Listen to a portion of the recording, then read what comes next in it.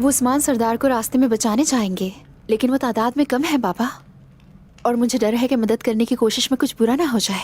अल्लाह के हुक्म से मुझे यकीन है कि मलहून खातून उस्मान साहब को बचा लेंगी। पुरसुकून रहें बाला खातून। बहुत मुश्किलात झेली हैं उस्मान साहब ने, वो इस पर काबू पा लेंगे इंशाअल्लाह। इंशाअल्लाह।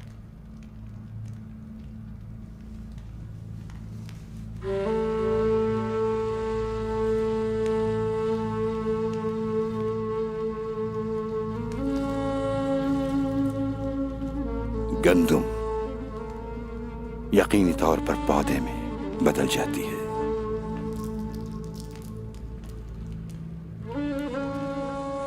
ये अल्लाह का हुक्म है।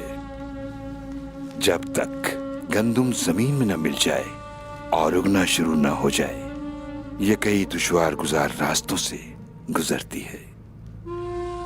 रब्बे करीम इसे बारिश से सैराब करता है और फिर इसकी नशोनुमा होती है। फिर ये पौधा बनता है, हवा चलती है, सूरज तपता है और फिर आखिरकार ये अपना सर झुका लेती है। लेकिन ये टूटती नहीं। तो आपका मतलब है कि बिल्कुल इसी तरह उस्मान साहब भी इन जमीनों के दिल में बोया हुआ बीज है बाबा? कैसे है? क्या आप समझते हैं कि जमीन का सीना फाड़कर आसमान तक पहुंचना आसान है? इसका दर्द हौलनाक होता है और ये तकलीफ अजीम होती है जब हमें लगता है कि जमीन खुल गई। ठीक उस वक्त हम सोचते हैं कि बीज उगने के लिए तैयार हो चुका है, लेकिन फितरत का निजाम सब्र चाहता है, यहां तक कि वो जमीन की 7 तहों के नीचे तक जड़ पकड़ जाए और तुम्हारा सर आसमान की बुलंदी तक पहुंच जाए, तो फिर तुम्हारा दुश्मन कुछ नहीं बिगाड़ सकता। जहर भी तुम्हारा कुछ नहीं बिगाड़ सकेगा, क्योंकि तुम अपनी गहरी जड़ों से दोबारा उग सकते हो, दोबारा उग सकते हो। उस्मान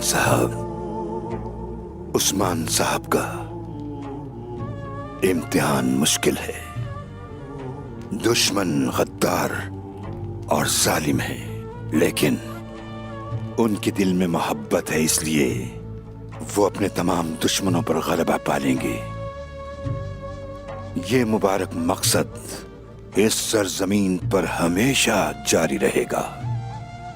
उस्मान साहब की औलाद अल्लाह के इंसाफ को फैलाएगी, हमारे प्यारे नबी के पैगाम को दुनिया में पहुंचाने का बाइस बनेगी इंशाअल्लाह। तुम फिक्र न करो, इस मकसद की जिद्दोजहद को कभी तर्क नहीं किया जाएगा। इंशाअल्लाह। इंशाअल्लाह। अस्सलामु अलैकुम। वालेकुम अस्सलाम।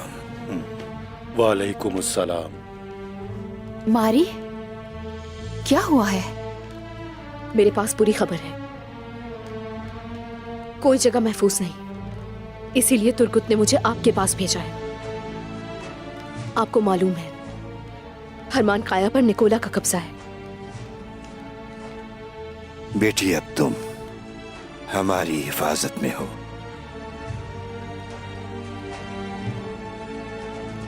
क्या कोई खबर मिली उस्मान साहब की?